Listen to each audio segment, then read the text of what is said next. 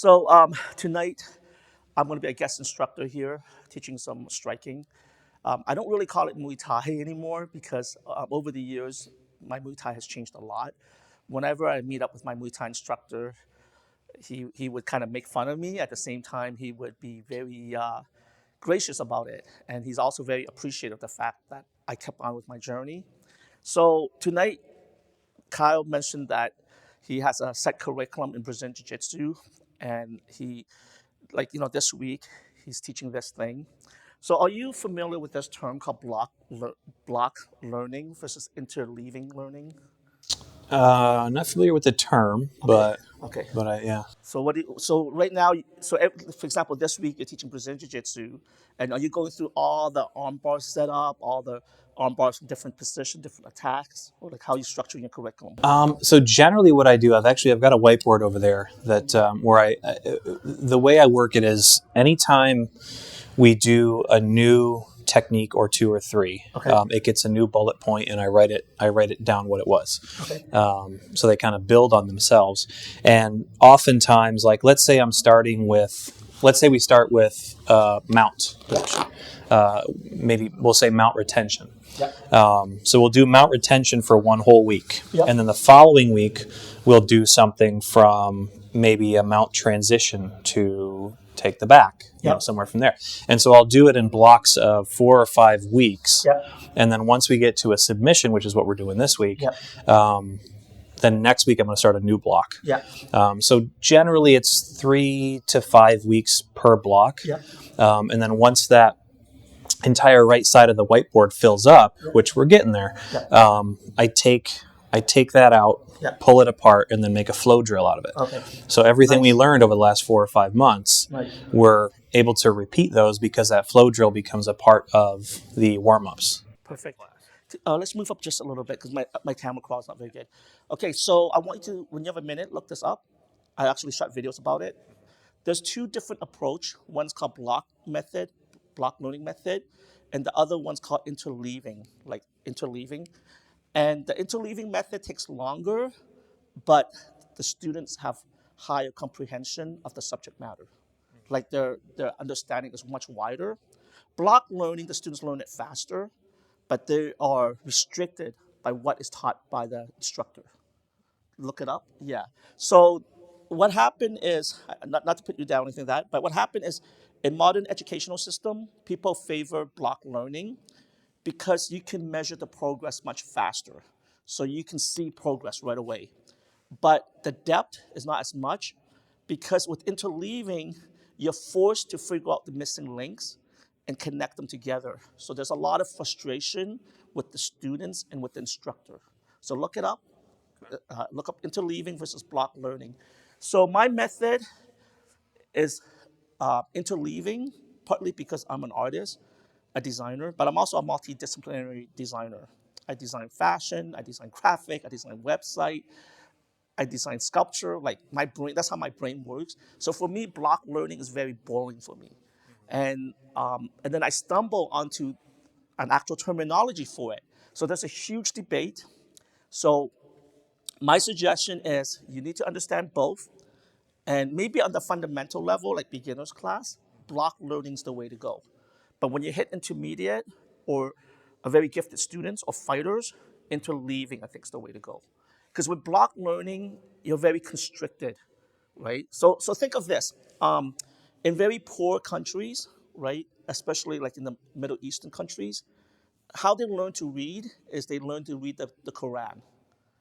In certain countries, for example, they learn how to read by learning how to read the Bible. So indirectly, they're learning how to read by reading a religious text. But their understanding of their language is very limited because it's confined to a certain method of teaching. Do you get what I'm saying? So interleaving tends to be a little bit more chaotic. And with interleaving, what you do is you might come up with different ways of attacking the same answers, but from different points of view. And you don't sequence it, right? So there's look it up. There's certain ways to do it. So it's called interleaving. So it's like Common Core. but for No, common. No, no. It's not. all these different ways. No. Common Core is Common Core is BS. Okay, Yeah. it's not Common Core. Common Core is actually a methodology also. Right. What interleaving? Think of it as like so. For example, what you see block learning being very popular now in BJJ gym because Brazilian Jiu-Jitsu is so popular and so commercialized. But if you go on websites, the internet, pre-1990, you don't see curriculums because how Brazilian Jiu-Jitsu got so good and so effective was just a bunch of guys rolling, and guys who knew a little bit more than the others would show each other what they knew. And so you had this melting pot of ideas, and everyone was so aggressive, everyone was so hungry. But like anything in life, when something becomes commercialized, things have to be written down. And the scariest thing is people cannot trust the human mind. We believe that a curriculum is more powerful than the passion or the love of a subject matter. So when you go to a martial arts school and the teacher will brag about the curriculum, then you know that martial arts system, that school will be rigid. In other words, it's good for the first generation, second generation. By the third generation, they're going to get outmaneuvered by people who are so passionate about things and not get locked down. So the problem with curriculum is that you lock down your learning. Did you get what I'm saying? Because Yeah. yeah, no. Check if you don't believe me, check it out. Go to the Wayback Machine or archive.org and look up Brazilian Jiu-Jitsu. Look up all the website, and you will see that as Brazilian Jiu-Jitsu got more and more popular, you will see the website start talking about curriculum, and you will start seeing instructors talking about. They will actually make the curriculum more and more detailed. So a good example is the Gracie Combative, 32 method. They locked it down, right?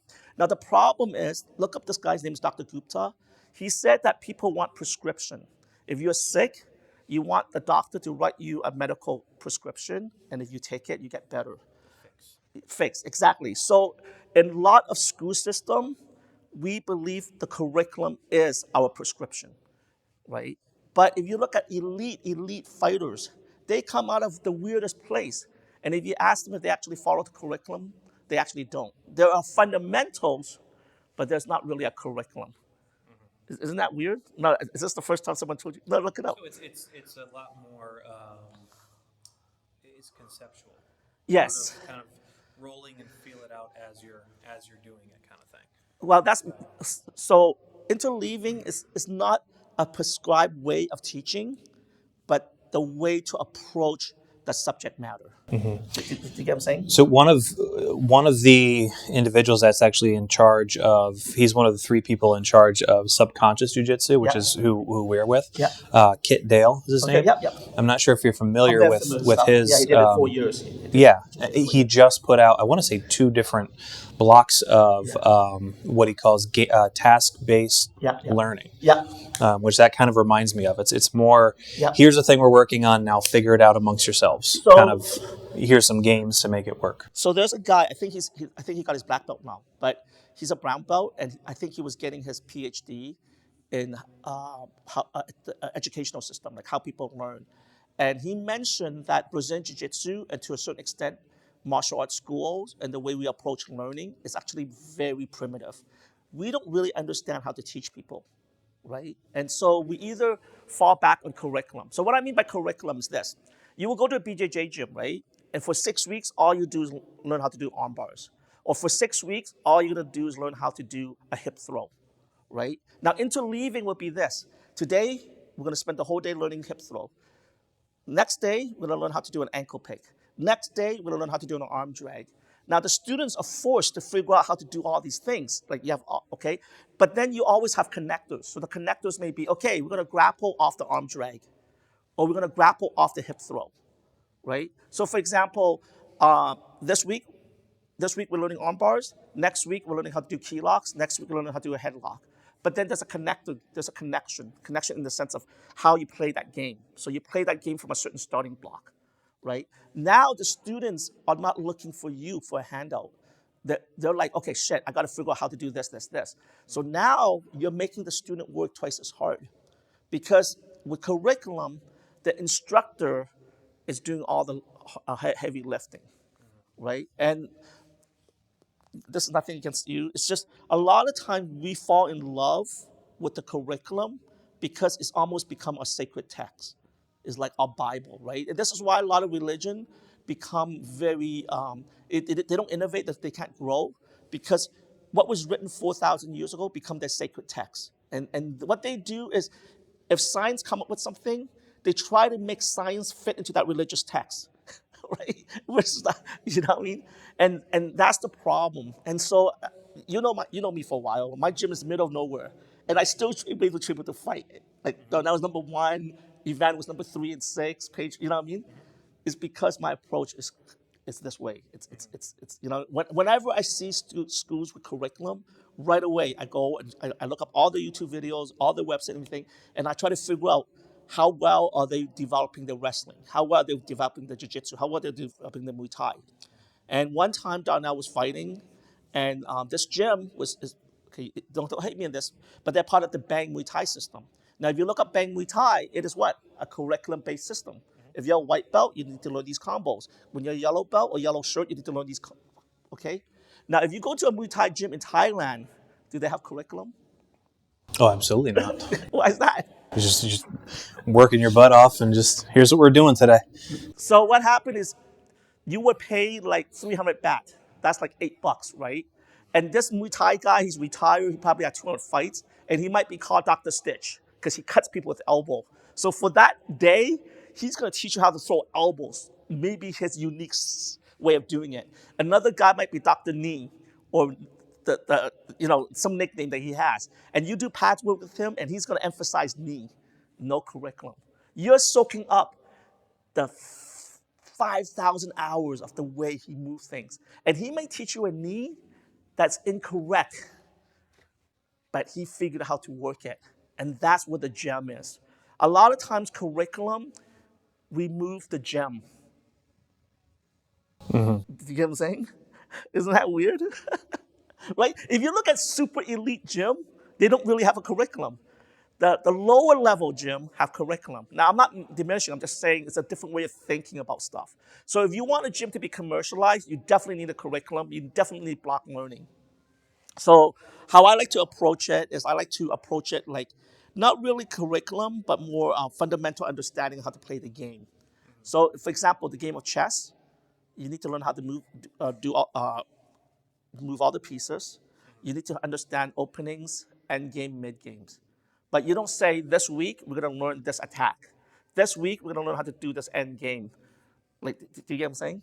Like, the students might learn those things if they want to, but we want them to play the game. Anyways, look it up. We can talk more about it, but is this an interesting topic? Like, these are things that you don't really talk to. Like, it's interesting. Yeah. Discussion. I mean, I'm curious, what would a typical class structure look like using that? Because for example, for my classes, Sure. we show up, we do some warm-ups, about 5 minutes together, just shrimps and bridges, Sure. and then we do the flow drill, which is working Yeah. on the stuff that we had done from months ago. Yeah. Then from there, I'll say, okay, we're going to review what we did last week, Yeah. do our review, do some reps, Yeah. and then new stuff, Yeah. learn the new stuff, do your reps, and then at the very end, we'll do positional drilling. Start in this position, keep this position, or set up this arm bar, whatever it may be. We'll do a positional drilling, and then from there we get into rolling. Okay. So that seems that's typically the structure of my class. Yeah, that's how it's taught to a lot of us. Okay. If you guys have a chance, look up Tim Ferriss. The 4-hour work week, 4-hour work day, or whatever, 4-hour work week. Now, I don't believe in that. That was like a kind of like a clickbait title. But Tim Ferriss is all about efficiency, right? And he came with something kind of unique. Now, it may not be 100% accurate, but he was on the right track. He said that if you want to learn any language, let's just say you want to learn Spanish, right? You download an app and they teach you all these bullshit words, like how to order a coffee, how to go order something off a menu, how to order a taxi. So you're just randomly learning words. He's isolated and say, if you want to learn any language, there's only 50 phrases. If you learn these 50 phrases, you basically master 40% of that language. That's it. So it's not just random things. he broke it down to the fundamental games, right? So I mean, I try to learn Cantonese because I'm Chinese, and I was just learning how to say refrigerator, how to say cat, dogs, how to order coffee, right? Instead, learn just 50 phrases, and then from there you can have tangent points. Does that help you a little bit, right?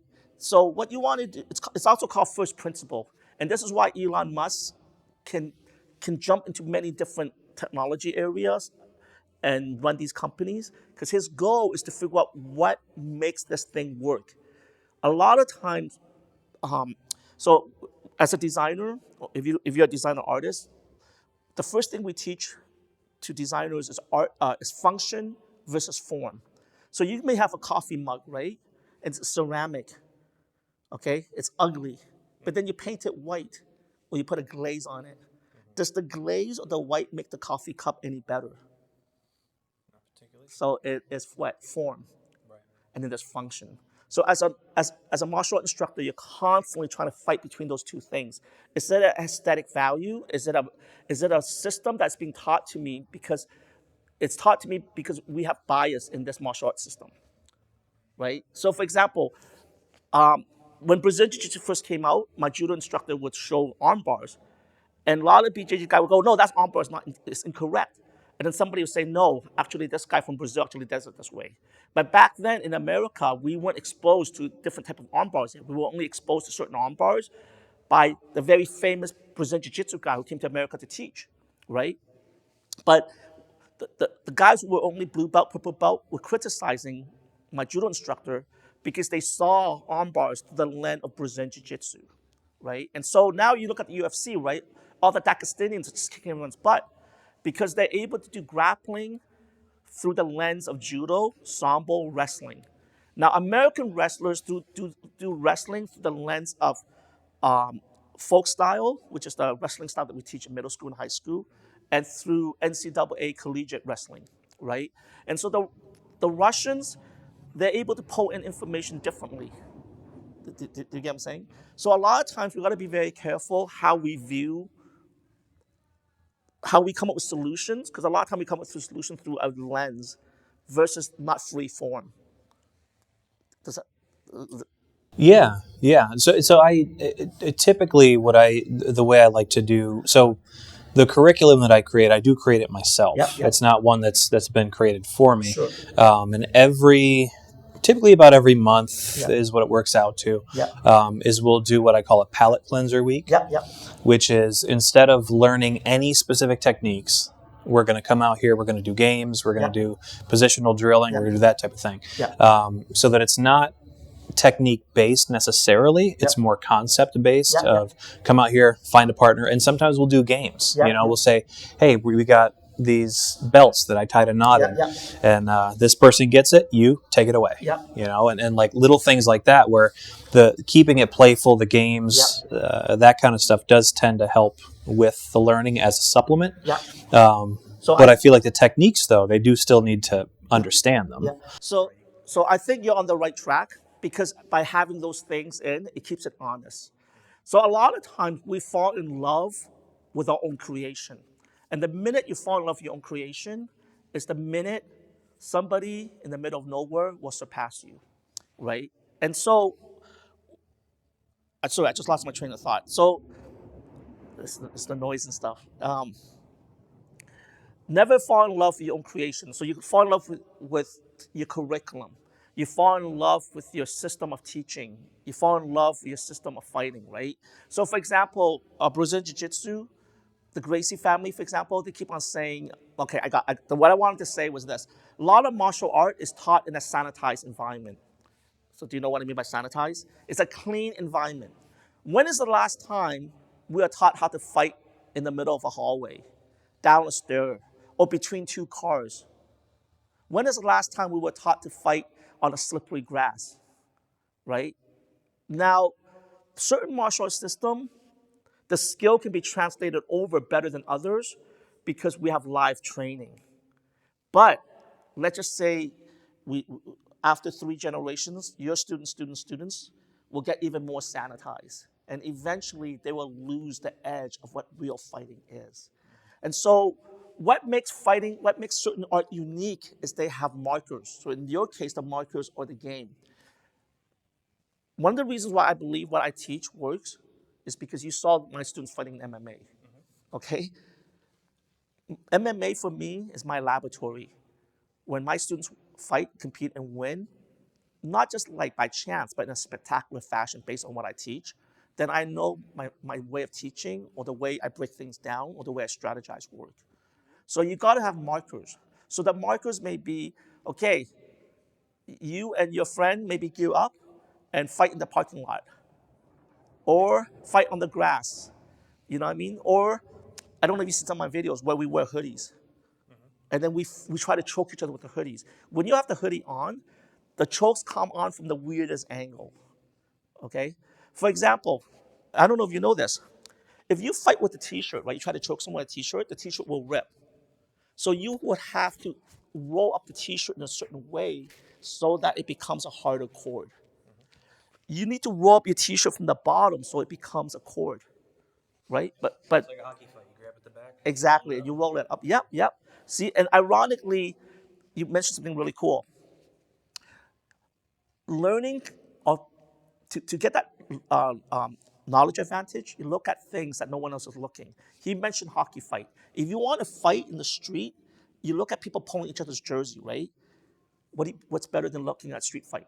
Looking at hockey fighters fighting. You look at the way they grab each other. You look at the way they pull the jersey over each other, and then you watch fight tapes. Then you figure out what's the common marker of how someone's doing it efficiently. Now you came up with your own way of choking when someone's wearing a jersey.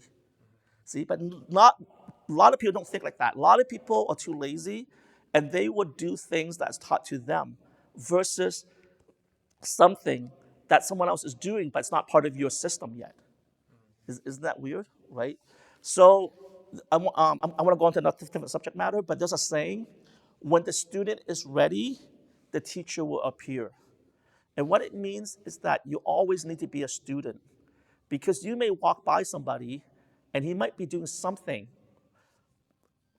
Not all of it's applicable, but that one little thing can revolutionize the way you do things. John Danaher talks about this. He met with Dean Lister, right? And Dean Lister at one time was known for all his footlock. And this is the Gracies looked down on footlocks and stuff. And John Danaher was talking to Dean Lister, and Dean Lister goes, why are you ignoring the bottom half of the body? And that one little conversation allowed John Danaher to have a paradigm shift. And that's how he came with a whole different ways of attacking. Now, a lot of people complain saying that he stole from Scott Sonham, he stole from Sambo. It doesn't matter who he stole it from. He just have a different trajectory. And then he combined it his way. I don't know if you know this. You cannot patent yoga movement. Because yoga movement is basically my recipe of I decide to do this more yoga pose, this yoga pose, this yoga pose in this order. So a lot of innovation do not come completely from out of nothing. It's just a repackaging of ingredient. But how you repackage that ingredient will make you commercially successful or not, or make you famous or not. Isn't that weird? Yeah. I mean, so when it comes to jiu-jitsu and those types of things, I mean, like you said, nobody really owns any one movement. So oftentimes, we'll be working on something here, and whether it be, I forgot the name from 10, 12 years ago, or somebody comes up with something more clever, a better name for it, we'll use that name. Exactly. Because now when we go to a tournament, I can say, okay, I need you to do the dryer sheet sweep. Yeah. Nobody knows what the dryer sheet sweep is except for my students, because we named it that.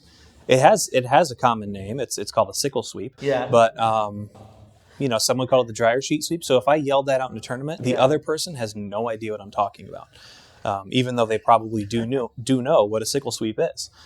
So kind of just building on what you were saying there is nobody owns, like with the yoga movements, you can't patent the pose. Exactly.